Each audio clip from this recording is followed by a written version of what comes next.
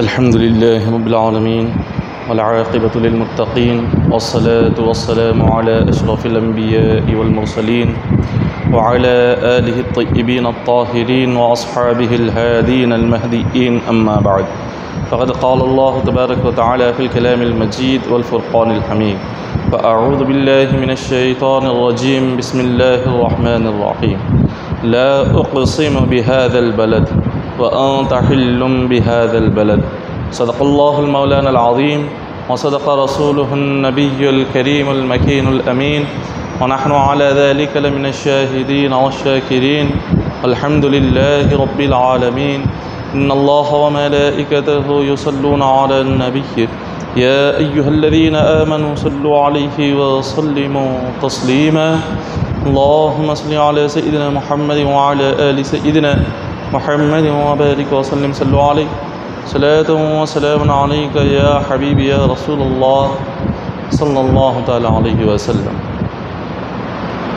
मुअज़्ज़ज़ सामीन इकराम, गुज़िश्ता जुमा काबतुल्लाह की तारीख़ और काबतुल्लाह की अज़मत और फ़ज़ीलत पर कुरान और हदीस की रोशनी में कुछ बातें बयान की गई थी।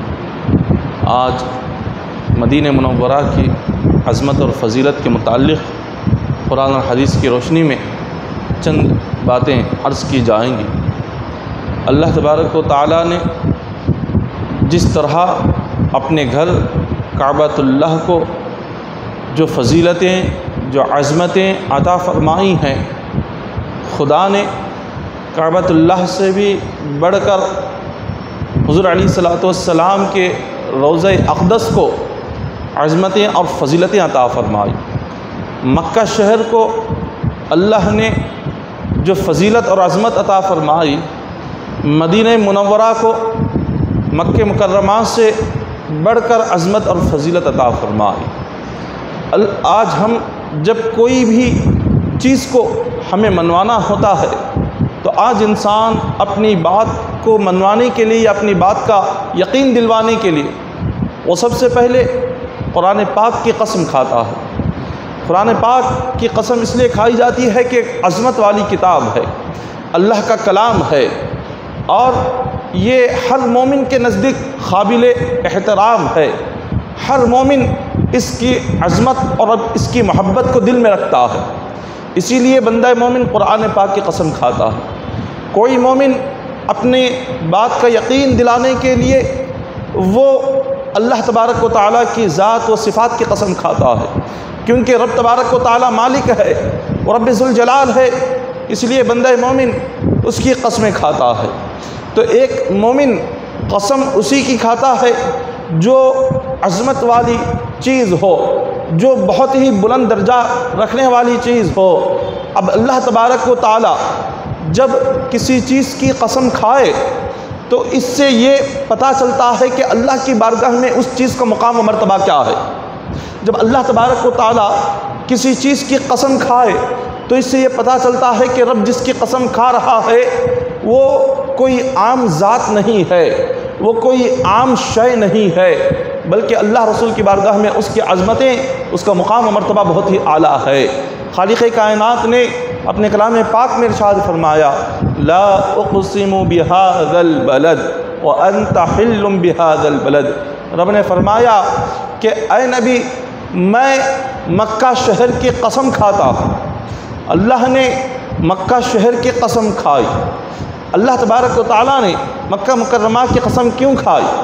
उसकी वजह क्या है? क्या इसलिए कसम खाई कि वहाँ पर हजर अस्वद है? क्या रब ने इसलिए मक्का शहर की कसम खाई कि वहाँ आब ज़मज़म है? क्या अल्लाह ने इसीलिए मक्का शहर की कसम खाई कि वहाँ मकाम इब्राहीम है?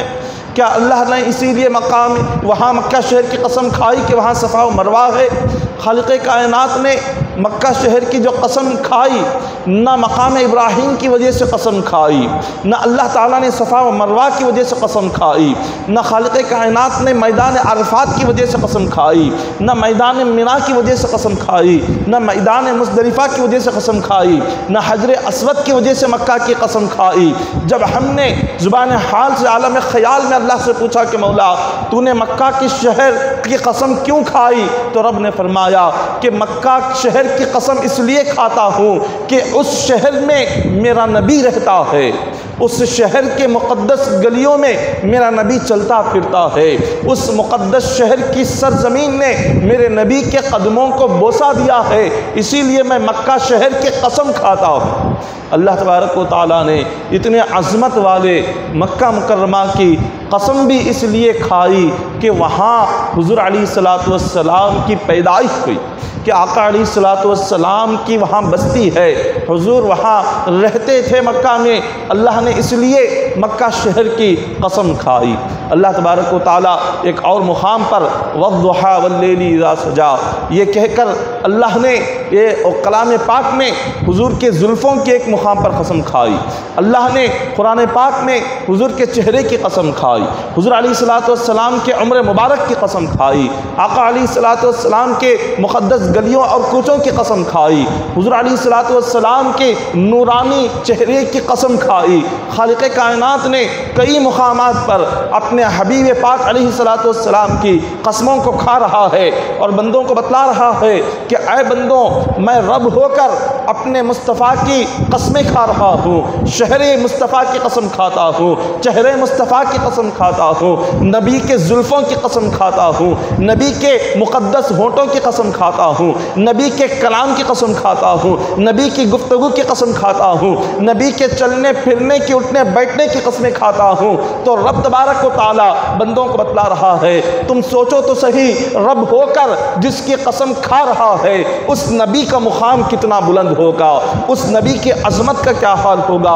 उस नबी के रुतबे और दर्जे का क्या हाल होगा कि जिसकी कसमें खुद रब खा रहा है, जिसकी कसमें खुद अल्लाह खा रहा है। उस नबी के अज़मतों को और उस नबी के दर्जात को अल्लाह ने कितने बुलंद फरमाए होंगे। और फिर अल्लाह तबारक व तआला ने हुज़ूर अलैहिस्सलातु वस्सलाम के मदीने मुनव्वरा की भी इस तरह से अल्लाह ने अज़मत अता फरमाई है कि खालिक़ कायनात ने मक्का को जो इज़्ज़त अता फरमाई है, मदीने मुनव्वरा को उससे भी बेहतर और उससे बढ़कर इज़्ज़त अता फरमाई है। मक्का मुकर्रमा अल्लाह के अज़मत का मुकाम है, मदीने मुनव्वरा हुज़ूर अलैहिस्सलातु वस्सलाम की जमाल का मुकाम है। मक्के मुकर्रमा में मैदान अरफात है और मदीने मुनव्वरा में अल्लाह के रहमतों की बरसात है। मक्के मुकर्रमा में गार हिरा है, मदीने मुनव्वरा में गुंबद क़िज़रा है। मक्के मुकर्रमा में क़दियतुल कुबरा की मज़ार अक़दस है, मदीने मुनव्वरा में फ़ातिमतुज़ ज़हरा की मज़ार अक़दस है। मक्के मुकर्रमा में आब ज़मज़म है, मदीने मुनव्वरा में आब कौसर मौजूद है। मक्का मुकर्रमा में फ़र्श वालों का हज होता है, मदीने मुनव्वरा में अर्श वाले फ़रिश्तों का हज होता है। तबरानी की हदीस पाक है, आका अलैहिस्सलातु वस्सलाम ने फरमाया अल मदीनतु खैरुम मिन मक्का। हुज़ूर फरमाते हैं मेरा मदीना मुनव्वरा मक्का से भी अफजल है, मेरा मदीना मुनव्वरा मक्का से भी अल्लाह ने बढ़कर इसको मुकाम व मर्तबा अता फरमाया है। हज़रत अबू बकर सिद्दीक़ रज़ियल्लाहु तआला अन्हु ने एक मुकाम पर इरशाद फरमाया लैसा फ़िल अर्दि बुक़अतुन अकरमु अलल्लाहि मिन बुक़अति क़ुबिदा नफ्सु नबिय्यिन। कि हज़रत अबू बकर सिद्दीक़ रज़ियल्लाहु तआला अन्हु फरमाते हैं कि वो जगह जहाँ हुज़ूर अलैहिस्सलातु वस्सलाम दुनिया से पर्दा फरमा गए, जिस मुकाम पर आका अलैहिस्सलातु वस्सलाम की रूह मुबारक को क़ब्ज़ किया गया, वो जगह सारी कायनात के मुकामात से अफजल है। सारी कायनात में ऐसा मुकाम कोई नहीं कि जिस मुकाम पर आका अलैहिस्सलातु वस्सलाम की रूह मुबारक को क़ब्ज़ किया गया। इतना बेहतरीन मुकाम है। आका अलैहिस्सलातु वस्सलाम ने मदीने मुनव्वरा को इतना पसंद फरमाया, जब हुज़ूर अलैहिस्सलातु वस्सलाम को अल्लाह का हुक्म आया कि आप मक्के मुकर्रमा को छोड़ें और मदीना तशरीफ़ ले जाए। हुज़ूर अलैहिस्सलातु वस्सलाम अल्लाह के हुक्म पर आप जब मक्के मुकर्रमा को छोड़कर निकल रहे थे, बार बार आका अलैहिस्सलातु वस्सलाम पलट कर देख रहे थे, बार बार मक्का मुकर्रमा की तरफ हुज़ूर अलैहिस्सलातु वस्सलाम देख रहे हैं और हुज़ूर फरमाते हैं कि ऐ मक्का मुकर्रमा, ऐ काबतुल्लाह, ऐ अल्लाह के घर, अगर यहाँ के लोग मुझे तकलीफ़ ना देते, अगर मक्का के लोग मुझे परेशान ना करते, तो मैं तेरी इस बस्ती को कभी नहीं छोड़ता, मैं इसी बस्ती में रहता और यहाँ से कभी नहीं निकलता। मगर यहाँ के कुफ़ार मक्का ने इतनी तकलीफ़ पहुँचाई और इतनी परेशानी मुझे पहुँचाई कि इनकी तकलीफ़ों की वजह से अल्लाह ने मुझे हुक्म दिया है कि मैं यहाँ से सफ़र करके मदीना मुनव्वरा पहुँच जाऊँ। आका अलैहिस्सलातु वस्सलाम जब मक्के मुकर्रमा से निकले तो रिवायतों में आता है हुज़ूर अलैहिस्सलातु वस्सलाम ने आखिरी निगाह मक्का पर डालते हुए आपकी आंखों में आंसू जारी हो गए और अल्लाह की बारगाह में अपने हाथ उठाकर हुजूर ने दुआ फरमाई, अर्ज़ किया कि मौला, सारी ज़ुए ज़मीन पर मुझे जो सबसे पसंदीदा शहर है वो तेरा मक्का है। अब तू मुझे यहाँ से निकलने का हुक्म दे रहा है। हुजूर फरमाते हैं कि मौला, मुझे ऐसे शहर में पहुँचा जो शहर तुझे पसंदीदा हो। मैं उस शहर में वो पैदा हुआ, वहाँ मैं रहा जो मुझे पसंद था। ये मक्का शहर, ये काबतुल्लाह जो मेरा पसंदीदा शहर है। अब जब यहाँ से निकलने का तेरा हुक्म है तो मुझे ऐसे शहर में पहुँचा जिस शहर को तू पसंद करता है, जो शहर तेरे नज़दीक बड़ा महबूब है, ऐसे शहर में मुझे पहुँचा। हुज़ूर अलैहिस्सलातु वस्सलाम ने ये दुआ की और वहाँ से आका अलैहिस्सलातु वस्सलाम निकले। अल्लाह तबारक व तआला का हुक्म हुआ कि ऐ मेरे मुस्तफ़ा, मुझे अगर रुए ज़मीन में सबसे बेहतरीन कोई शहर मुझे पसंद आता है तो वो आपका मदीना मुनव्वरा है, तो लिहाजा मदीना तशरीफ़ ले जाए। हुज़ूर अलैहिस्सलातु वस्सलाम मदीना मुनव्वरा का जब रुख फरमाते हैं तो रिवायतों में आता है मदीने के जो हालात थे उस वक्त में, मदीने के हालात ऐसे थे कि मदीना मुनव्वरा हुज़ूर के आने से पहले उसका नाम यसरब था। मदीना को यसरब कहकर बुलाया करते थे। यसरब के माने आते हैं कि ऐसा मुकाम कि जहाँ का पानी और जहाँ की हवा और जहाँ की मिट्टी में बहुत ज़्यादा बीमारियाँ हो, जहाँ की मुकाम पर बहुत ज़्यादा आफतें हों, बलाएँ हों, मुश्किलात हो, जिस सरज़मीन पर बीमारी हो, उस शहर को और उस सरज़मीन को यसरब कहकर बुलाया जाता है। तो हुज़ूर अलैहिस्सलातु वस्सलाम के आने से पहले मदीना मुनव्वरा की सरज़मीन पर इतनी बीमारियाँ थी और इतनी मुश्किलात, इतनी आफतें, इतनी बलाएँ और मुसीबतें थी कि कोई वहाँ पर रह नहीं सकता था, कोई वहाँ पर जाता नहीं था। अगर कोई मदीना मुनव्वरा के आगे से भी गुज़रता तो उस शख्स को बीमारी हो जाती थी। इतना ज़्यादा मदीना मुनव्वरा की पानी में, वहाँ के हवा में, वहाँ की मिट्टी में इतनी ज़्यादा बीमारियाँ थी, इतनी ज़्यादा तकलीफ़ें और मुसीबतें थी। आका अलैहिस्सलातु वस्सलाम ने जैसे ही वहाँ पर अपना ख़द्म मुबारक रखा, सहाबाए किराम हुज़ूर के साथ आए। आने के बाद देखा कि सहाबाए किराम बीमार पड़ते जा रहे हैं, इतने बीमार पड़ गए कि उनके पेट फूलने लगे। सहाबाए किराम को सख्त तरीन बुखार आने लगा और हुज़ूर की बारगाह में आकर अर्ज़ किया कि हुज़ूर, हमारे चेहरों का रंग बदल रहा है, हमारे पेट फूल रहे हैं और हमें सख्त तरीन बुखार आ रहा है, हम क्या करें? हुज़ूर अलैहिस्सलातु वस्सलाम फरमाते हैं, ऐ मेरे साहबा, जाओ मदीना की इस पहाड़ी पर खड़े हो जाओ और ऐलान कर दो, ऐ शहर मदीना, तुझ में जितनी बीमारियां हैं, तुझ में जितनी बलाएं हैं, तुझ में जितनी आफतें हैं, तुझ में जितनी मुसीबतें और परेशानियां हैं, मुस्तफ़ा का हुक्म है, अभी इसी वक्त इस शहर को छोड़कर यहाँ से निकल जाओ, बीमारियां यहाँ से निकल जाओ और मुसीबतें और आफतें और बलाएं, तुम्हें हुक्म है मुस्तफ़ा का, तुम यहाँ से बाहर चले जाओ। बस इतना कहना था। साहबा इकराम फरमाते हैं, हमने देखा कि एक हैबतनाक, एक खौफनाक शक्ल सूरत वाला एक चीज़ हमें नज़र आई जो बड़ी भयानक थी और वो मदीना से निकलकर वहाँ से फ़ौरन दूसरे मुकाम की तरफ चली गई, क्योंकि हुज़ूर अलैहिस्सलातु वस्सलाम ने हुक्म दिया था। हुज़ूर का फरमान था, फरमान रसूल पर, फरमान मुस्तफ़ा पर, मदीने मुनव्वरा की सरज़मीन पर जैसे ही हुज़ूर के ख़दमे मुबारक पड़े, सारी बलाएँ और सारी मुसीबतें और सारी बीमारियाँ उस सरज़मीन को छोड़कर वहाँ से निकल जाती है।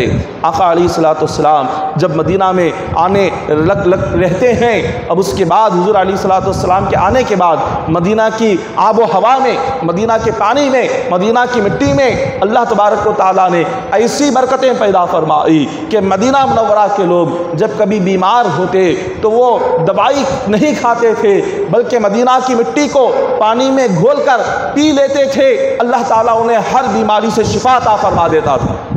अल्लाह ने ख़दम रसूल की बरकत से मदीना की मिट्टी में इतनी शिफा अता फरमाई थी, अल्लाह ने इतनी बरकतें और रहमतें अता फरमा दी थी कि वहाँ हर बीमारी का इलाज मदीना की मिट्टी को पानी में डालकर घोलकर पीने से सहाबा इकराम को सेहतमंदी हो जाती थी। सहाबा इकराम सेहतमंद और तंदुरुस्त हो जाते थे, बीमारियों से शिफा मिल जाया करती थी। एक रिवायत में आता है कि ये हुज़ूर आका अलैहिस्सलाम के मदीना मुनव्वरा ये वो मुकाम है, यहाँ कोई नापाक इंसान दाखिल नहीं हो सकता।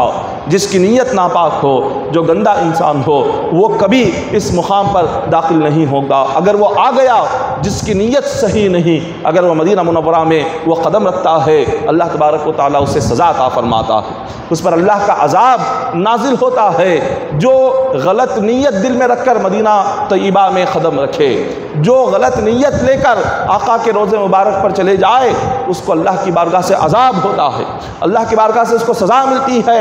हुज़ूर अलैहिस्सलाम के ज़माने मुबारका के बाद एक ईसाइयों ने, जब अंग्रेज़ों ने देखा कि जितनी भी जंगें हो रही है इस्लाम और मुसलमानों के ख़िलाफ़ में, उनमें हर जंग में उन्हें नाकामी मिल रही थी।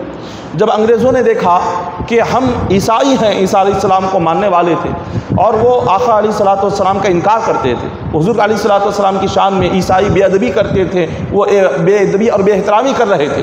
उन्होंने सोचा कि हमारी तादाद मुसलमानों से 1000 गुना बढ़कर है और हम उनसे ताकत और क़ुव्वत में भी बढ़कर है, हथियारों में बढ़कर है, माल और दौलत में बढ़कर है, हुकूमतों में और शाहाना शान और शौकत में हम बढ़कर है, लेकिन जब भी हम जंग करते हैं हमें नाकामी मिलती है। आखिर क्या वजह है कि मुसलमान को हर जंग में कामयाबी मिल रही है और हमें नाकामी मिल रही है? ईसाइयों ने जब सोचने के बाद ईसाइयों को पता चला कि मुसलमान को जो जंग में कामयाबी मिल रही है वो उसकी ताकत और क़ुव्वत से नहीं मिल रही है, बल्कि अपने नबी की मोहब्बत की वजह से मिल रही है। उन्होंने देखा कि गुंबद ख़िज़रा में जो नबी आराम फरमा रहे हैं, उस नबी के साथ इनके दिल का गहरा ताल्लुक़ है, उस नबी के अदब के लिए ये अपनी जान कुर्बान करने को तैयार है, उस नबी की मोहब्बत में, उस नबी के दीन के लिए अपना सब कुछ लुटाने को तैयार है। उन्होंने सोचा कि इन तमाम की जो रूहानी ताकत है, एक मोमिन की रूहानी ताकत, ये उनके नबी की मोहब्बत है, नबी का अदब है, और वो नबी गुंबद ख़िज़रा में आराम कर रहे हैं। उन्होंने, उन तमाम ईसाइयों ने, ईसाई हुकूमतों ने ये साजिश की कि उन्होंने सोचा हुज़ूर अलैहिस्सलाम गुंबद ख़िज़रा में आराम फरमा रहे हैं और वहाँ से सारी उम्मत मोहम्मदिया को ताकत मिल रही है, मदद मिल रही है, क्यों ना इनकी ताकत को ख़त्म किया जाए। जहाँ से इन्हें मदद आ रही है, जहाँ से इन्हें फैज़ मिल रहा है, वो फैज़ ख़त्म कर दिया जाए। तो तमाम ईसाई हुकूमतों ने ये सोचा आका अलैहिस्सलाम के रोज़े मुबारक से हुजूर के जिस्म मुबारक को निकाल दिया जाए। उन्होंने ये साजिश की और 2 ईसाइयों को उन्होंने मुंतखब कर लिया, 2 ईसाइयों को ले लिया और उनसे कहा तुम मदीना जाओ, मदीना मुनव्वरा में जाकर तुम ख़ुद को मुसलमान बताओ और ख़ुद को हाजी बताओ और ऐसी इबादत करो कि तुम्हारी इबादत को देखकर मुसलमान भी अपनी इबादत को कम समझने लग जाए। तुम्हारी नमाज़ों के आगे एक सच्चे मुसलमान की नमाज़ें भी कम नज़र आने लगे, तुम्हारी तहज्जुद के आगे एक मुसलमान की तहज्जुद भी कम नज़र आने लगे। ख़ुद को शरीयत का पाबंद बताओ, ख़ुद को इबादत का पाबंद बताओ। इस तरह से अपने आप को, अपने हुलिये को, अपने लिबास को सर से पैर तक ख़ुद को एक मुसलमान की तरह बना लो। 2 ईसाइयों को मुसलमान बनाकर सर से पैर तक एक मुत्तकी, परहेज़गार और नेक इंसान बनाकर उन्हें मदीना मुनव्वरा की जानिब भेजा जाता है और वो दोनों आका अलैहिस्सलाम के रोज़े मुबारक के बिल्कुल करीब में एक छोटा सा वो एक कमरा बना लेते हैं और वहाँ पर वो रहने लगते हैं। जैसे ही सुबह से शाम तक वो अपना वक्त बस मुसलमानों की आँखों के सामने उन्हें नज़र आने के लिए नमाज़ों में गुजारते हैं, इबादत में गुजारते हैं, तहज्जुद में गुजारते हैं, नेक आमाल करते हुए रोज़े की हालत में गुजारते हैं, सदका खैरात की हालत में गुजारते हैं। हर मदीना का देखने वाला उन्हें देखकर कहता है कि तुम जैसा इबादत करने वाला कोई मदीना में नहीं है। सारे मदीना में तुम्हारी तरह कोई मुत्तकी नहीं है, तुम्हारी तरह कोई नमाजी नहीं है। इस तरह उन लोगों ने अपनी नेकियों को, अपनी अच्छाइयों को, अपने तक़वा और परहेज़गारी को सारे मदीना में उन्होंने आम कर दिया। अब जैसी ही रात हो जाती, दिन के वक्त में ख़ुद को इतना नेक दिखाते थे, जब रात हो जाती अपने कमरे से एक सुरंग बना रहे थे और वो सुरंग आका अलैहिस्सलातु वस्सलाम के रोज़े मुबारक के पास जा रही थी। उन जालिमों ने ये साजिश की कि इस सुरंग को इस कमरे से लेकर हुज़ूर अलैहिस्सलातु वस्सलाम के रोज़े के करीब तक, हुज़ूर के जिस्म मुबारक के करीब तक सुरंग बना दी जाए और उस सुरंग के ज़रिए से आका अलैहिस्सलातु वस्सलाम का जिस्म मुबारक आपकी क़ब्र मुबारक से निकाला जाए और हुज़ूर अलैहिस्सलातु वस्सलाम के जिस्म मुबारक की बेअदबी की जाए, नऊज़ बिल्लाह आका अलैहिस्सलातु वस्सलाम के जिस्म मुबारक की बेएहतरामी की जाए। उन जालिमों ने ये सारी साजिश करके वो इस तरह अपनी साजिश को अमल कर रहे थे कि आका अलैहिस्सलातु वस्सलाम उस दौर के जो सुल्तान थे, जो औलिया में बहुत बुलंद दर्जा रखते थे, खलीफा थे सारी इस्लामी सल्तनत के, जिनका नाम सुल्तान नूरुद्दीन ज़ंगी रहमतुल्लाहि तआला अलैह है। सुल्तान नूरुद्दीन ज़ंगी रहमतुल्लाहि तआला अलैह ये अपने वक्त के ये वली कामिल भी थे और सूफ़ी बासफ़ा भी थे और सारी इस्लामी हुकूमत के खलीफा भी थे। आका ये मुल्क शाम में रह रहे थे, सीरिया में रहते थे। हुज़ूर अलैहिस्सलातु वस्सलाम ख्वाब में आए और फरमाया, ऐ सुल्तान नूरुद्दीन ज़ंगी, तुम यहाँ मुल्क शाम में आराम कर रहे हो, वहाँ मदीने मुनव्वरा में दो कुत्ते आए हैं जो मेरी ख़ब्र के करीब पहुँच चुके हैं और जो मुझे तकलीफ़ दे रहे हैं। जाओ उन लोगों को फ़ौरन मदीना से बाहर निकालो, उन्हें सख्त सज़ा दो। आका अलैहिस्सलातु वस्सलाम को उन्होंने ख्वाब में देखा। हुज़ूर अलैहिस्सलातु वस्सलाम की ज़ियारत हुई और सुबह उठकर अपने वहाँ मुल्क शाम के उलमा को बुलाकर अपना ख्वाब सुनाया। तमाम मुल्क शाम के उलमा ने उस ख्वाब को सुनकर कहा कि हमें इस ख्वाब का मतलब पता नहीं चल रहा है। उन्होंने फिर खामोशी इख्तियार कर ली और फिर दूसरी रात भी ख्वाब में हुज़ूर अलैहिस्सलातु वस्सलाम आए। फरमाया, ऐ सुल्तान नूरुद्दीन ज़ंगी, फ़ौरन तो मदीना पहुँचो, वहाँ पर दो लोग हैं जो मेरे ख़ब्र मुबारक के करीब पहुँच चुके हैं, मेरे जिस्म मुबारक के करीब पहुँच चुके हैं, वो मुझे तकलीफ़ दे रहे हैं। फ़ौरन उन लोगों को पकड़ो और उन्हें सज़ा दो। दूसरी मरतबा भी ये ख्वाब देखकर फिर भी उन्होंने समझा कि ये ख्वाब तो आया है, मगर इसको कैसे अमल करूँ, मैं क्या करूँ, समझ नहीं आ रहा था। 2 रातें ख्वाब देखकर खामोश रह गए और तीसरी रात आराम करते हैं। तीसरी रात भी ख्वाब में आका अलैहिस्सलातु वस्सलाम की ज़ियारत होती है। आका अलैहिस्सलातु वस्सलाम उन 2 ईसाइयों का चेहरा उन्हें दिखाते हैं और दिखाकर हुज़ूर अलैहिस्सलातु वस्सलाम इरशाद फरमाते हैं, इन दोनों को देखो, यही वो बदमाश है और यही वो जालिम है जो मेरे क़ब्र मुबारक के करीब तक पहुँच चुके हैं और मेरे जिस्म को मेरे रोज़े से बाहर निकालने की कोशिश कर रहे हैं। फ़ौरन इन लोगों को गिरफ़्तार करो और इन्हें सख्त सज़ा दो। आका अलैहिस्सलातु वस्सलाम ने तीसरी मरतबा जब ये दिखाया तो हज़रत सुल्तान नूरुद्दीन ज़ंगी रहमतुल्लाहि तआला अलैह आप जाग जाते हैं और अपने साथ अपने चंद वज़ीरों को और अपने चंद साथियों को आप लेकर मुल्क शाम से मदीना मुनव्वरा का सफ़र करते हैं। आपने जब मुल्क शाम से मदीना का सफ़र किया, दरमियान में कहीं पर भी नहीं रुके, तेज़ी के साथ आपने अपनी सवारी पर सवार होकर जब मदीना का सफ़र शुरू किया तो मदीना पहुँचने के लिए 16 दिन लग गए। 16 दिन के बाद मदीना मुनव्वरा पहुँचकर आप वहाँ तमाम लोगों से जायज़ा लेते हैं कि मदीने के हालात क्या है। मदीना के लोग कहते हैं कि ऐ खलीफतुल मुस्लिमीन, यहाँ के हालात तो बिल्कुल सही है, यहाँ तो सब कुछ सही है, किसी किस्म की तकलीफ़ नहीं है। आपने पूछा यहाँ कोई फितना हो रहा है? मदीना के लोगों ने कहा कि नहीं, कोई फितना नहीं है। आपने मदीना मुनव्वरा के सारे लोगों को जमा किया, अपने पास बुलाया, सारे लोग आ गए। आपने सबको देखा, एक एक को देखते गए और एक एक से बात करते गए, पूछते गए यहाँ के हालात क्या है। सब ने जवाब दिया कि बस यहाँ पर सब कुछ सही है, यहाँ किसी किस्म का फितना नहीं और किसी किस्म का फसाद नहीं। आपने सबका चेहरा देखा, मगर आका अलैहिस्सलातु वस्सलाम ने जो 2 लोगों को ख्वाब में दिखाया था, वो जो 2 ईसाई थे, वो चेहरा नज़र नहीं आया।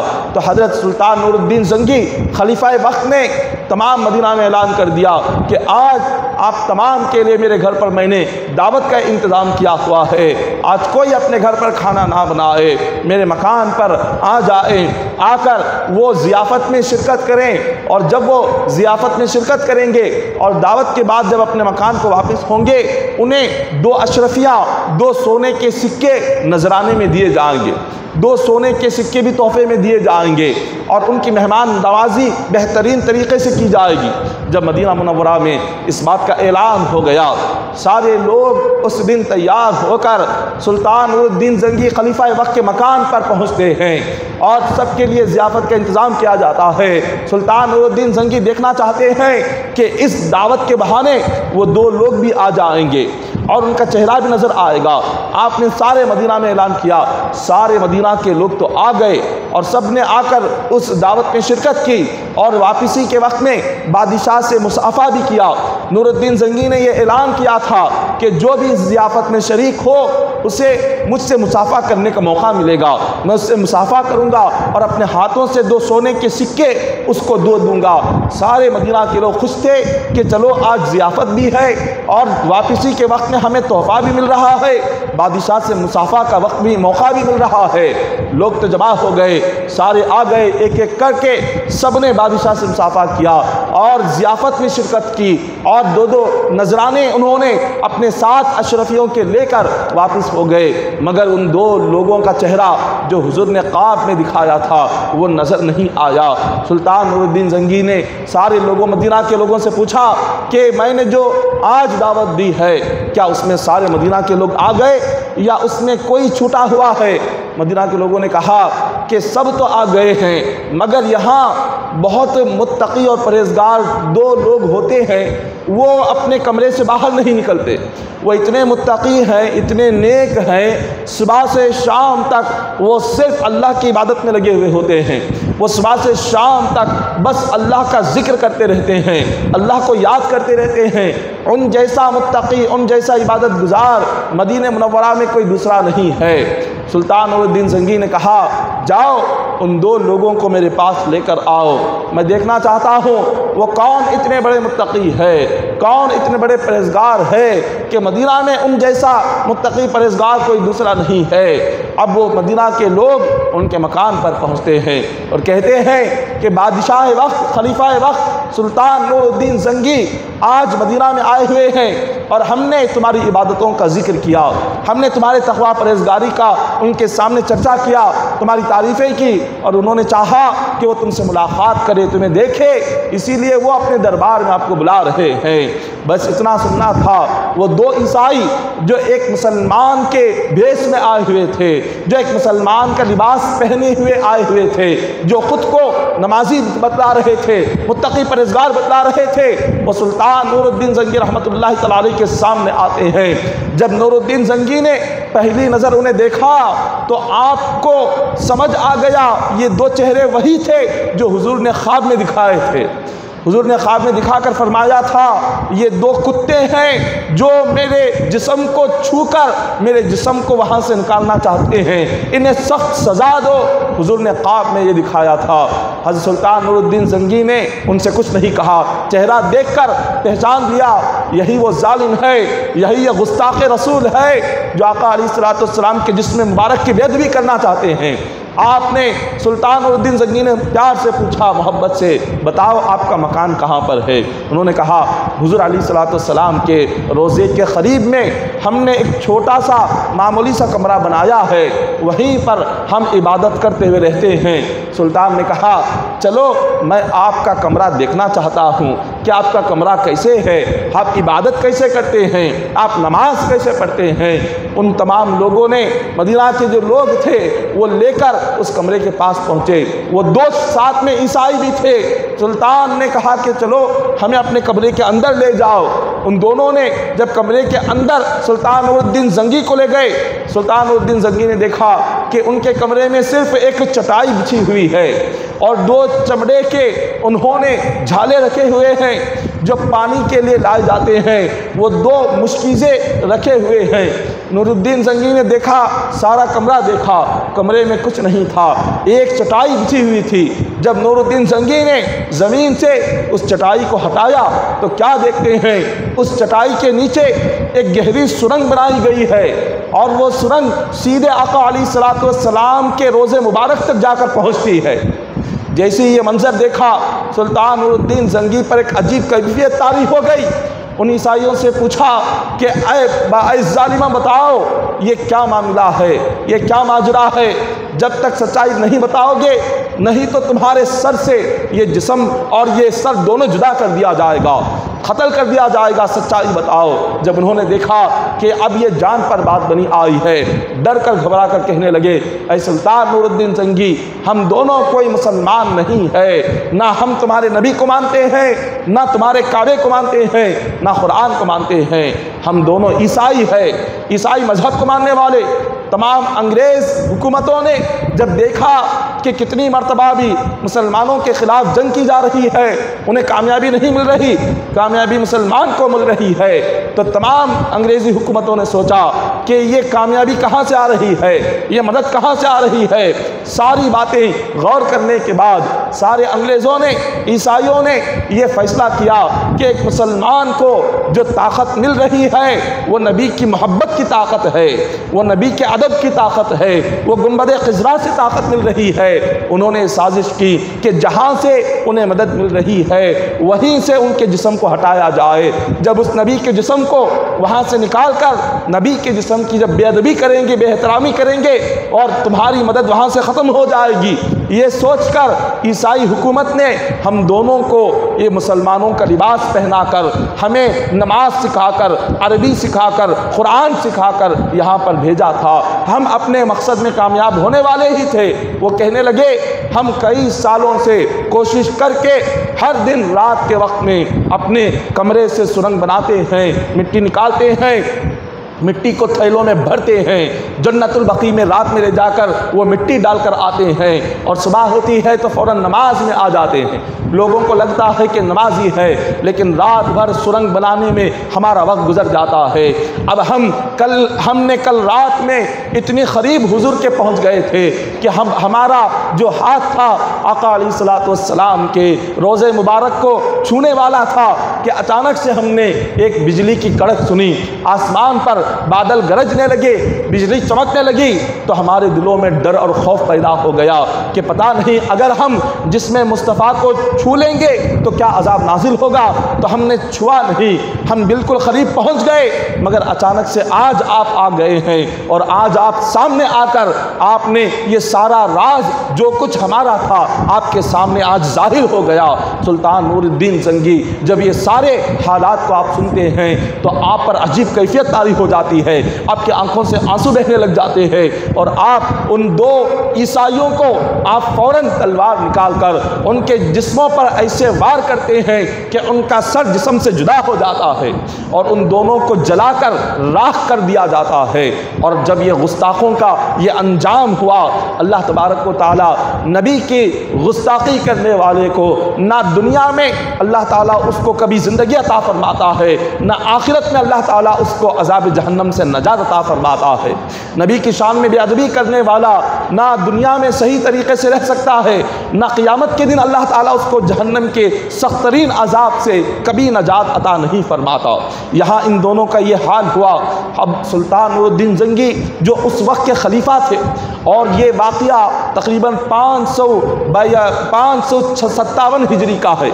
आका अलैहिस्सलातु वस्सलाम के पर्दा फरमाने के तकरीबन 550 साल के बाद ये वाक़या पेश आया और हुज़ूर अलैहिस्सलातु वस्सलाम बार बार ख्वाब में आते जा रहे हैं और बार बार आप खलीफा वक्त को कहते जा रहे हैं और बार बार आप बादशाह वक्त को सुनाते जा रहे हैं कि वो लोग इतना तकलीफ़ दे रहे हैं। अब इससे पता ये चलता है कि अल्लाह तबारक व तआला अपने महबूब बंदों को जब वो दुनिया से रुखसत होते हैं तो दुनिया से रुखसत होने के बावजूद भी अल्लाह के महबूब बंदे अपने क़ब्रों में ज़िंदा रहते हैं।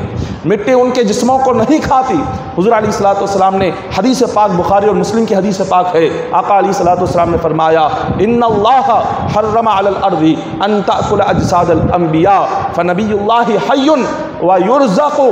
हुज़ूर फरमाते हैं अल्लाह ने नबियों के जिस्म को, मिट्टी को खाना हराम कर दिया है, मिट्टी पर हराम कर दिया कि वह नबियों का जिस्म हरगिज़ ना खाए, वो नहीं खा सकती, मिट्टी के लिए इजाज़त नहीं है। आम बंदों का जिस्म मिट्टी में गल जाता है, मगर नबियों का जिस्म हज़ारों साल क्यों ना गुजर जाए, हरगिज़ उनका जिस्म मिट्टी में ना गलता है, ना मिट्टी उनके जिस्मों को खाती है। क्योंकि अल्लाह तबारक व तआला ने नबियों को ख़बर में पहुँचने के बाद भी मौला ने फरमाया कि उन्हें रिज़्क़ दिया जाता है, उन्हें रिज़्क़ पहुँचाया जाता है, उनकी क़ब्रों में रिज़्क़ पहुँचाया जाता है। तफ़सीर रूहुल मानी में अल्लामा आलूसी लिखते हैं, अल्लामा आलूसी लिखते हैं कि चंद अल्लाह के ऐसे बंदे हैं जो दुनिया में उनके इंतकाल के बाद उनके जिस्म को मिट्टी नहीं खाती, उनके इंतकाल के बाद कई 100 साल क्यों ना गुजर जाए, उनका जिस्म मिट्टी में जाने के बाद भी सही और सलामती के साथ रहता है। सबसे पहले फरमाया अंबिया का जिस्म कई हज़ारों साल हो जाए कब्र में सही सलामत रहता है और अल्लाह उन्हें कब्र में रिज़्क़ पहुंचाता है। और दूसरा अल्लाह के वली कई साल क्यों ना गुजर जाए, कितने भी 100 साल गुजर जाए, अल्लाह ताला उनके जिस्मों को कब्र में बाकी रखता है, सही और सलामती के साथ रखता है। और तीसरा फरमाया वो लोग जो दीन की खिदमत करते हैं, अल्लाह के दीन के लिए जो अपनी जान व माल को कुर्बान करते हैं, सुबह और शाम खिदमत करते हैं, ऐसे दीन की खिदमत करने वालों का जिस्म मिट्टी हरगिज़ नहीं खाती। और तीसरा चौथा फरमाया कि वो अल्लाह के बंदे जिनके सीनों में कुरान हो, जिनके सीनों में कुरान महफूज हो, ऐसे हाफिज़ कुरान और आलिम दीन के जिस्म को भी मिट्टी हरगिज़ नहीं खाती। हज़ारों साल क्यों ना गुजर जाए, उनका जिस्म सही व सलामती के साथ रहता है, क्योंकि सीने में अल्लाह का कलाम है, हुज़ूर अलैहिस्सलातु वस्सलाम का दीन का इल्म है। इस कुरान की बरकत से अल्लाह ताला उनके जिस्मों को सही सलामती के साथ रखता है। ये तो हुज़ूर के ग़ुलाम है। जब ग़ुलामों के जिस्म को मिट्टी नहीं खाती तो नबियों के सरदार हुज़ूर के जिस्म मुबारक पर मिट्टी का असर कैसे हो सकता है। उलमा फरमाते हैं 1400 साल पहले सहाबाए किराम जैसे हुज़ूर की बारगाह में जाकर अदब करते थे, आज भी गुंबद क़िज़रा में हुज़ूर की बारगाह का वही अदब करना है। 1400 साल पहले आका अलैहिस्सलातु वस्सलाम जिस तरह उम्मत में बाहयात थे, आज भी हुज़ूर उम्मत में ही हैं। कोई शख्स ये ना समझे कि आका अलैहिस्सलातु वस्सलाम का उम्मत से ताल्लुक़ टूट गया है। हुज़ूर अलैहिस्सलातु वस्सलाम दुनिया से रुखसत होने के बाद अब उम्मत से कोई ताल्लुक़ नहीं, ये बिल्कुल जिहालत है और ये सोचना बिल्कुल ये आका अलैहिस्सलातु वस्सलाम की शान के ख़िलाफ़ है। क्योंकि अल्लाह तबारक व तआला नबी को दुनिया से रुखसत तो फरमा दिया, मगर हुज़ूर का फैज़, हुज़ूर का ताल्लुक़ आज भी उम्मत में वैसे ही बाकी है जो 1400 साल पहले बाकी था। इसीलिए जब हम कलिमा पढ़ते हैं, कलिमा में क्या है? ला इलाहा इल्लल्लाह मुहम्मदुर रसूलुल्लाह सल्लल्लाहु अलैहि वसल्लम। इसका माना कि अल्लाह के सिवा कोई खुदा नहीं, कोई इबादत के लायक नहीं। और जब हम हुज़ूर अलैहिस्सलातु वस्सलाम कलिमे का दूसरा हिस्सा पढ़ते हैं कि हुज़ूर मोहम्मद मुस्तफ़ा सल्लल्लाहु अलैहि वसल्लम अल्लाह के बंदे और उसके रसूल हैं, अल्लाह के बंदे और रसूल हैं कहते हैं, कलिमे में ये नहीं है कि हुज़ूर अल्लाह के बंदे थे या रसूल थे, ये कलिमे में नहीं है। कलिमे में ये है कि हुज़ूर अल्लाह के नबी जैसे पहले हैं उसी तरह क़ियामत तक हुज़ूर इस उम्मत में नबी हैं और रसूल हैं और उम्मत में रहेंगे। उम्मत से कभी हुज़ूर का ताल्लुक़ नहीं टूटता। मगर बात यह है कि आज हमने हुज़ूर से अपना ताल्लुक़ तोड़ लिया है। आज हमने हुज़ूर से हुज़ूर की सुन्नतें छोड़कर हुज़ूर से दूर हो गए हैं। हुज़ूर पर दरूद और सलाम ना पढ़ के हुज़ूर से दूर हो गए हैं। आका अलैहिस्सलातु वस्सलाम की मोहब्बत दिल में ना रखकर हम हुज़ूर से दूर हो गए हैं। हुज़ूर का अदब दिल में ना रखकर हम हुज़ूर से दूर हो गए हैं। मगर हुज़ूर उम्मत से दूर नहीं है। आज भी उम्मत मोहम्मदिया में ऐसे आशिकाने रसूल हैं कि जब कभी वो अपने मकाम पर बैठकर हुज़ूर को सलाम करते हैं, आज भी गुंबद क़िज़रा से उन्हें सलाम का जवाब आता है। लेकिन वो जवाब सुनने के लिए काम भी वैसे होना चाहिए। उस सलाम का जवाब सुनने के लिए बंदा भी उस मुकाम का होना चाहिए। हज़रत अहमद रिफ़ाई रहमतुल्लाहि तआला अलैह की आपकी मुबारक ज़िंदगी में बयान किया गया अहमद रिफ़ाई अपने वक्त के वली कामिल गुज़रे हैं। आपका ज़माना आज से तकरीबन 900 साल पहले का है।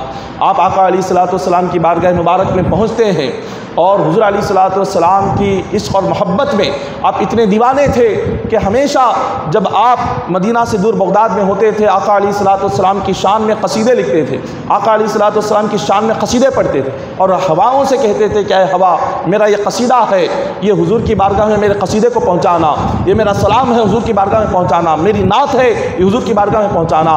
हवाओं के ज़रिए से अपने सलाम, अपने क़सीदे, अपने नातें भेजा करते थे। जब मौका मिला मदीना पहुँचने का, मदीना मुनव्वरा में जब जैसे ही आप पहुँचे, रोज़े मुबारक के पास खड़े होते हैं, आका अलैहिस्सलाम के रोज़े के सामने खड़े होकर फरमाते हैं कि या रसूलल्लाह सल्लल्लाहु अलैहि वसल्लम, जब मैं यहाँ आ नहीं सकता था उस वक्त में मैं हवा के ज़रिए से अपना सलाम भेजता था, हवा के ज़रिए से मैं अपने क़सीदे भेजता था, नात भेजता था।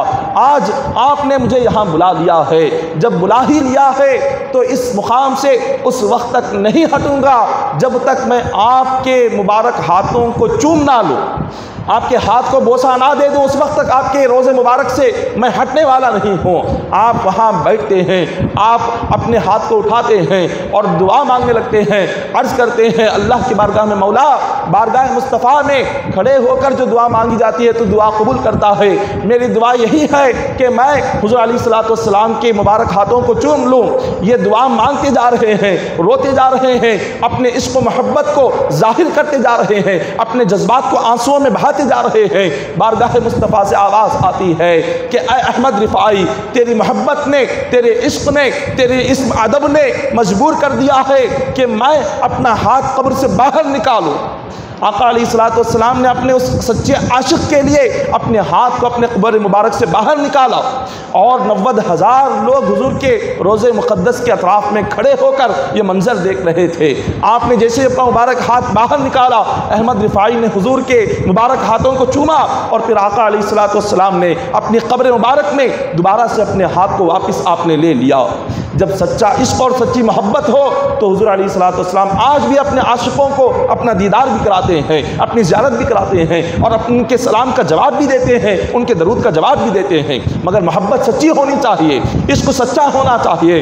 बग़ैर मोहब्बत रसूल के बंदे को ना दुनिया में कामयाबी है ना आखिरत में कामयाबी है।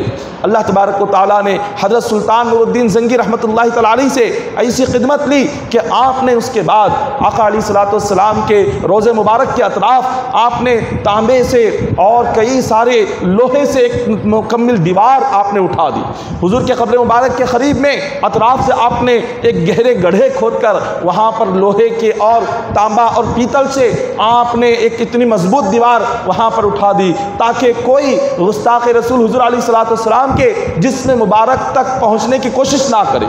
उस ज़माने से लेकर आज तक आका अलैहिस्सलाम के रोज़े मुबारक पर किसी जालिम ने ये इस तरह की साजिश करने के ताल्लुक़ से सोचा नहीं।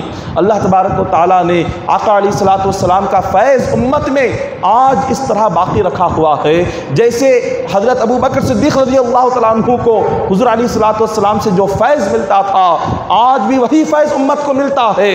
मगर फ़र्क इतना ये है कि वो हुजूर के सामने बैठकर फैज़ लेते थे, आज हुजूर अपनी कब्र में आराम करते हुए अपना फैज़ दे रहे हैं, पर्दे के पीछे से फैज़ दे रहे हैं। आका अलैहिस्सलाम का फैज़ कभी उम्मत से हटा नहीं है। हदीस पाक में बयान किया गया, हुजूर अलैहिस्सलाम फरमाते हैं हुजूर को मदीना से इतनी मोहब्बत थी कि हुजूर ने फरमाया कि खुदा की इज़्ज़त की कसम है कि मदीना की जो मिट्टी उड़ती है उस धूल और मिट्टी में अल्लाह ने हर बीमारी की शिफा रखी है। मदीना की धूल और मिट्टी जो उड़ने वाली हो, फरमाया कि उसमें अल्लाह ने हर बीमारी की शिफा रखी है। हज़रत अब्दुल हक मुहद्दिस देहलवी फरमाते हैं ये हदीस को पढ़ने के बाद आपने इसका तजुर्बा किया। कैसे तजुर्बा किया? जब मदीना पहुँचे तो हज़रत अब्दुल हक मुहद्दिस देहलवी तकरीबन आज से 300 साढ़े 300 साल का ज़माना है। उस वक्त जब मदीना गए आपके पैर में सख्त दर्द हुआ। कई हकीमों से उस ज़माने में इलाज करवाया, तमाम हकीमों ने दवाएँ दी, इलाज कर दिया, मगर कह दिया कि ये जो आपको दर्द हुआ है पैर में इसका ना कोई इलाज है ना कोई दवा इस दर्द को ख़त्म कर सकती है। आपको हुजूर की हदीस हदीस याद आ गई। हुजूर ने फरमाया था कि वल्लदी नफ्सी बियदिही कि इन्ना फिल गुबारी शिफाउन लिकुल्ली दाइन।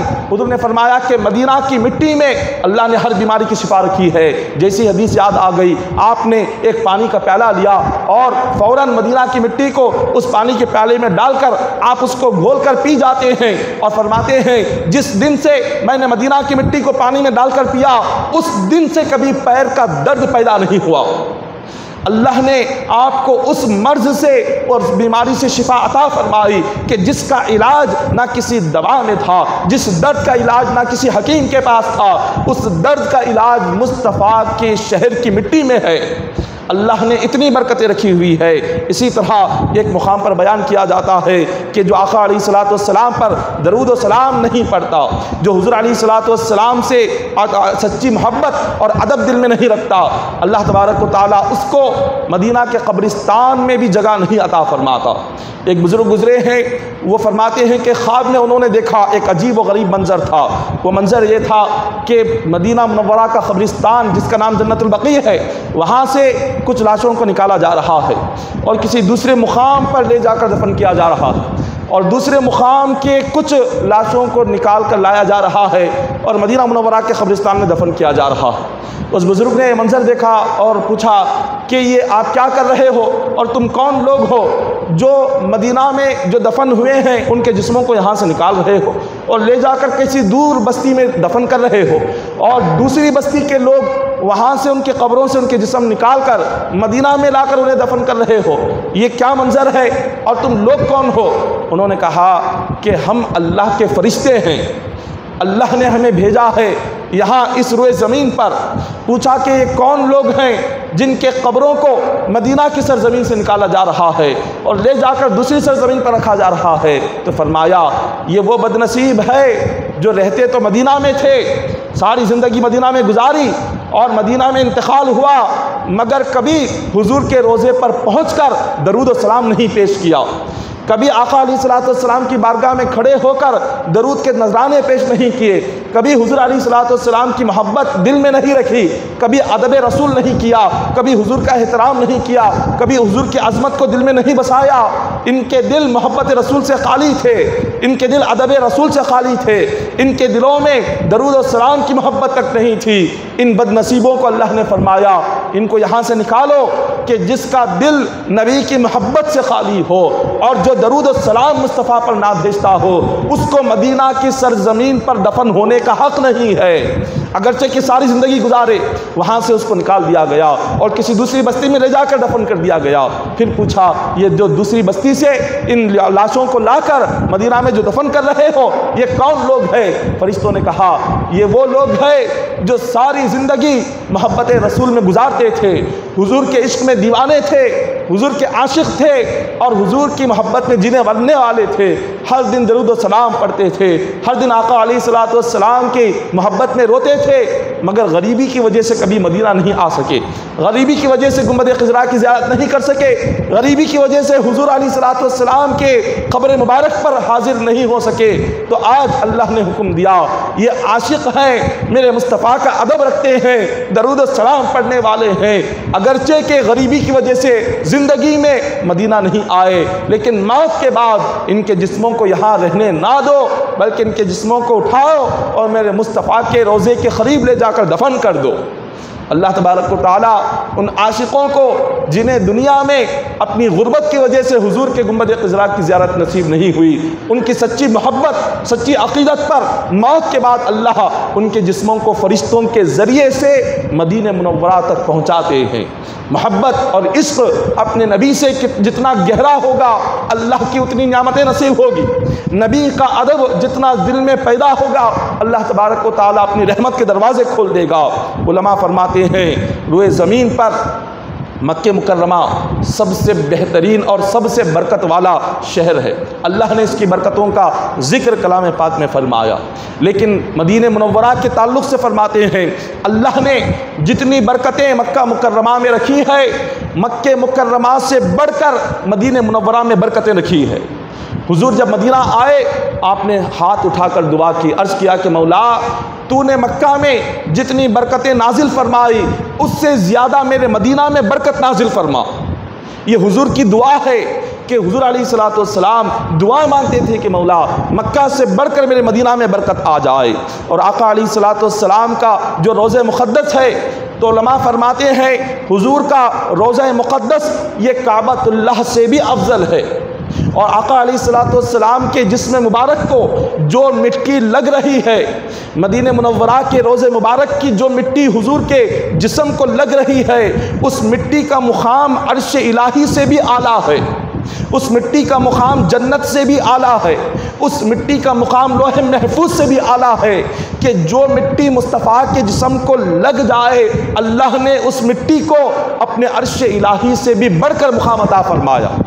तो आप अंदाज़ा लगाए, जब उस मिट्टी का मुकाम अर्श इलाही से अफजल जो हुजूर के जिस्म मुबारक को लग गई, तो जो सर से पैर तक अल्लाह ने जिस नबी को रहमतुल लिल आलमीन बनाकर भेजा, उस नबी के अज़मतों और बरकतों का क्या आलम होगा, उस अज़मत नबी की शान का क्या आलम होगा।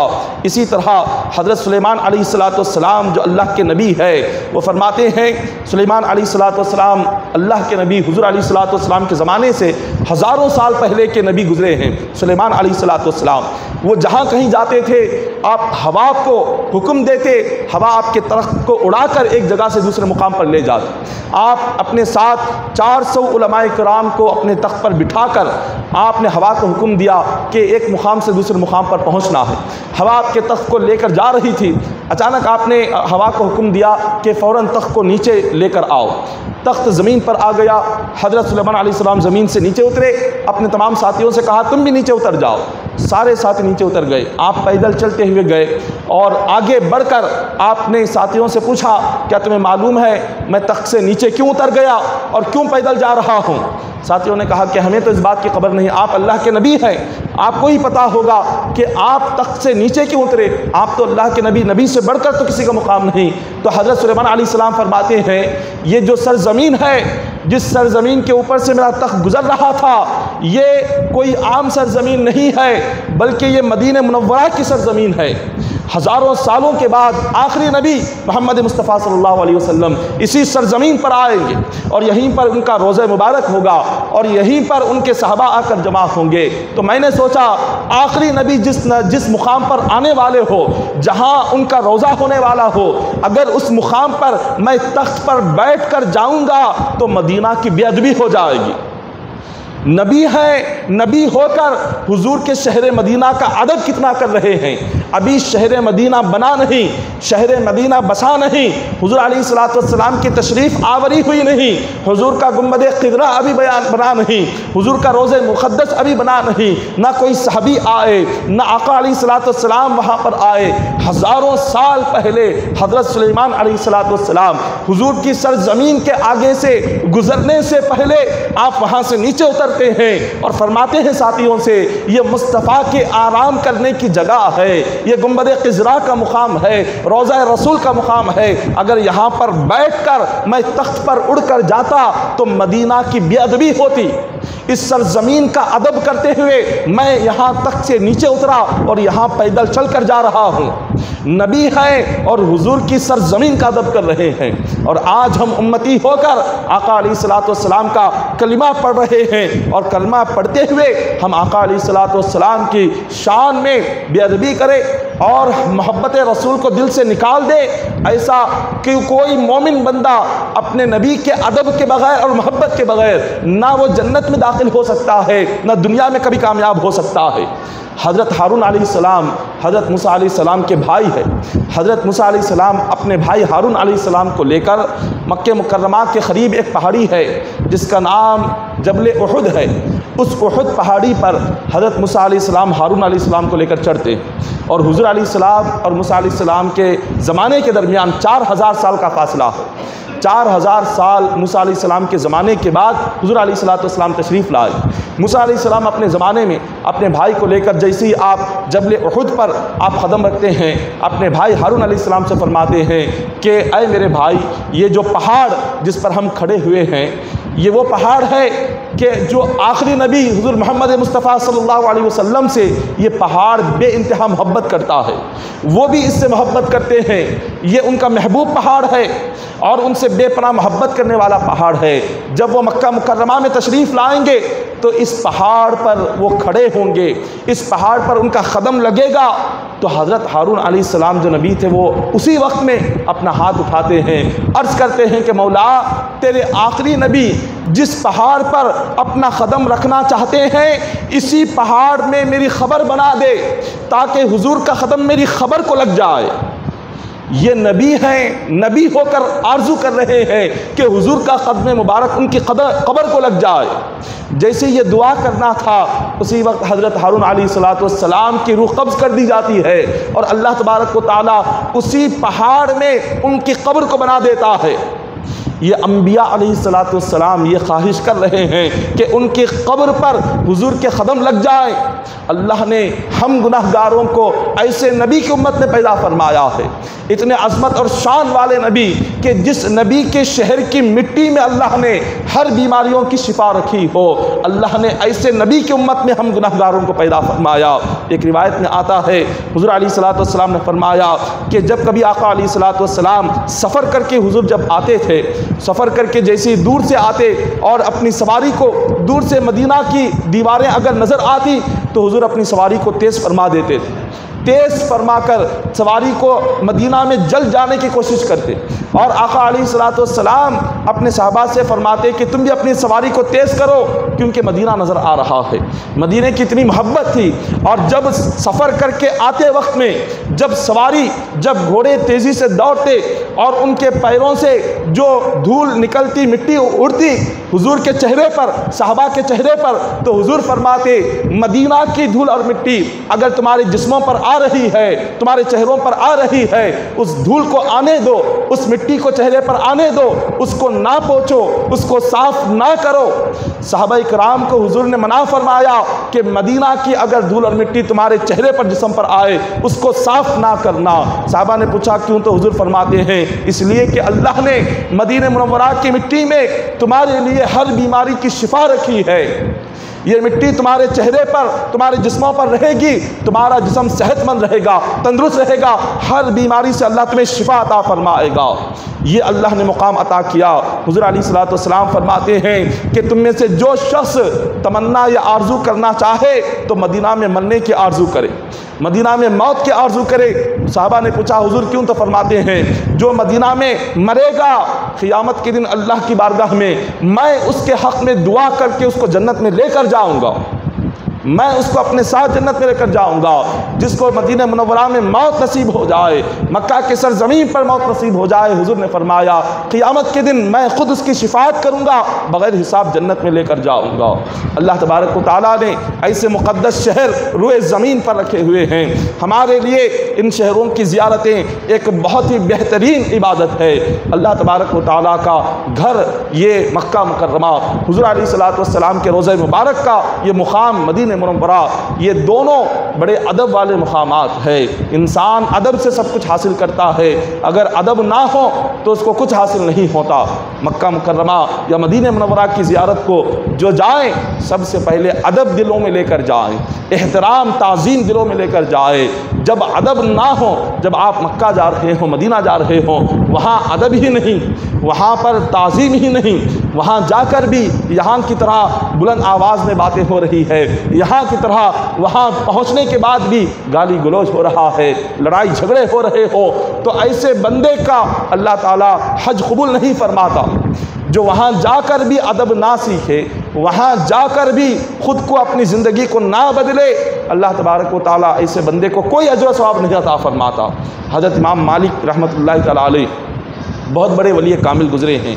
इमाम मालिक का अदब इतना था, हुजूर के रोज़े मुबारक का इतना अदब करते थे कि आपने सारी ज़िंदगी मदीना में गुजारी लेकिन कभी मदीना से बाहर आपने कदम नहीं रखा। अगर तहारत या बैतुल ख़िला के लिए जाना होता तो मदीना का अदब इतना करते थे कि आप मदीना के बाहर जाकर तहारत और बैतुल ख़िला करके आते, लेकिन मदीना के अंदर सारी ज़िंदगी कभी तहारत और बैतुल ख़िला नहीं किया।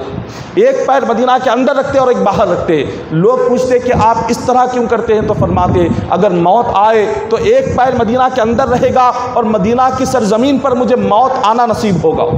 ज़िंदगी में कभी आपने पैरों में आपने जूते नहीं पहने। लोगों ने पूछा क्यों, तो फरमाया कि ये हुजूर की वो मुक़द्दस सरज़मीन है कि इस सरज़मीन को अगर मैं जूते पहन कर चलूँगा तो जहाँ हुजूर का कदम लगा वहाँ मेरा भी कदम लग गया तो ये बेअदबी हो जाएगी। इस तरह से हज़रत अबू महज़ूरा एक सहाबी हैं कि उनके बाल इतने लंबे थे, पेशानी के बाल, बाकी सारे सर के बाल बिल्कुल छोटे से थे, पेशानी के बाल इतने लंबे थे जब वो बैठते तो ज़मीन को लगते थे। लोगों ने पूछा आप सारे सर के बाल काटते हैं लेकिन पेशानी के बालों को आपने क्यों नहीं काटा, इतने आपने दराज छोड़ दिए कि बैठे तो ज़मीन पर लग जाए।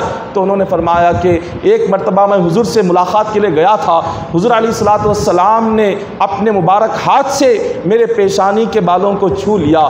जब से हुजूर ने इन बालों को छुआ तो हुजूर के हाथ की बरकत को अपने जिस्म पर बाकी रखने के लिए मैंने उस दिन से बालों को कटवाना बंद कर दिया है। ऐसे आशिक़ रसूल, ऐसे मोहब्बत करने वाले आका अलैहिस्सलातु वस्सलाम से कि जिसकी इंतहा नहीं, यही मोहब्बत यही इश्क अगर बंदे में पैदा होगा तभी उसका ईमान मुकम्मल बन सकेगा। हुज़ूर ने फरमाया ला युमिनु अहदुकुम हत्ता अकूना अहब्बा इलैहि मिन वालिदिही व वलदिही वन्नासि अजमाइन। हुज़ूर फरमाते हैं तुम में से कोई उस वक्त तक मोमिन नहीं बन सकता, तुम्हारा ईमान मुकम्मल नहीं हो सकता जब तक कि तुम्हारे दिल में अपनी औलाद से बढ़कर, माँ बाप से बढ़कर, दुनिया की हर चीज़ से बढ़कर जब तक तुम्हारे दिल में मुस्तफ़ा की मोहब्बत ना हो उस वक्त तक तुम्हारा ईमान मुकम्मल नहीं होता। उस वक्त तक तुम मुकम्मल एक सच्चे मुसलमान नहीं कहलाते जब तक कि इस मोहब्बत रसूल को अपने दिलों में पैदा ना कर दो। अल्लाह रसूल की मोहब्बत अपने दिलों में इतनी मोहब्बत पैदा करो कि रब ने फरमाया इससे बढ़कर कोई दूसरी मोहब्बत ना हो, रसूल से बढ़कर कोई दूसरी मोहब्बत ना हो, अल्लाह से बढ़कर कोई दूसरी मोहब्बत ना हो। ये मोहब्बत अगर मिल गई समझ जाओ सारी कायनात की नियामत मिल गई। जिस बंदे को रब ने मोहब्बत रसूल अता कर दिया सारी कायनात अता कर दी, और जिसको अल्लाह ने मोहब्बत से दूर रख दिया तो समझ जाओ उसको अल्लाह ने ईमान से दूर रख दिया। शैतान के पास क्या नहीं था? क्या शैतान के पास इबादत नहीं थी?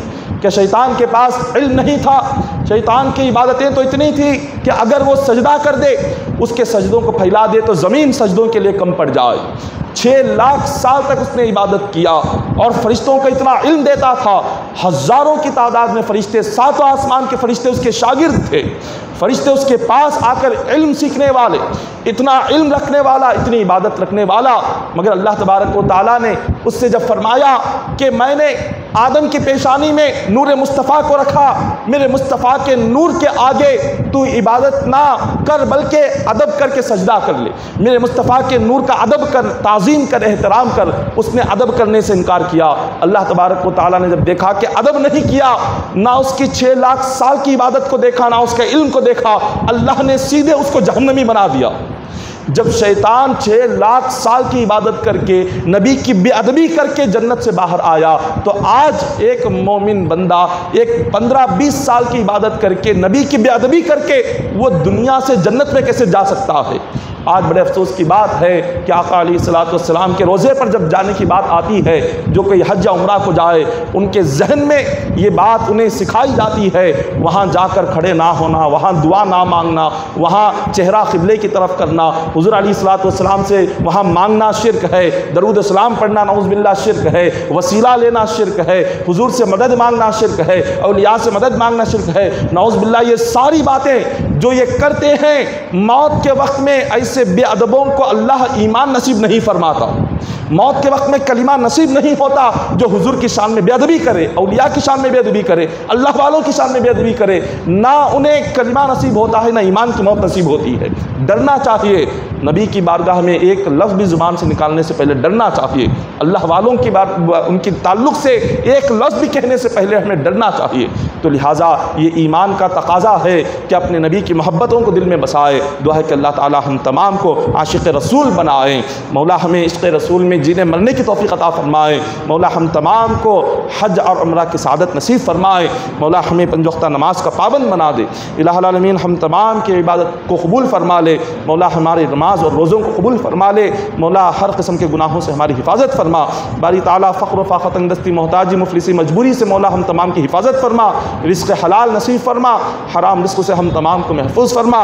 इलाहुल आलमीन हम तमाम के दिलों में अदब रसूल पैदा फरमा, महब्बत रसूल पैदा फरमा। इलाहुल आलमीन ऐ मालिक व मौला हम तमाम को दुनिया और आखिरत के हर मैदान में ख़दम ख़दम पर कामयाबी नसीब फरमा। इलाहुल आलमीन जितने मौला बीमार हैं सबको शिफाए कुल्ली अता फरमा। मौला जितने भी तंगदस्त है सबकी तंगदस्ती को दूर फरमा दे। मौला मोहतरमा आयशा भी जो मौला ज़ेर इलाज है और जो सख्त बीमार है मौला आयशा भी को सेहत और तंदुरुस्ती अता फरमा।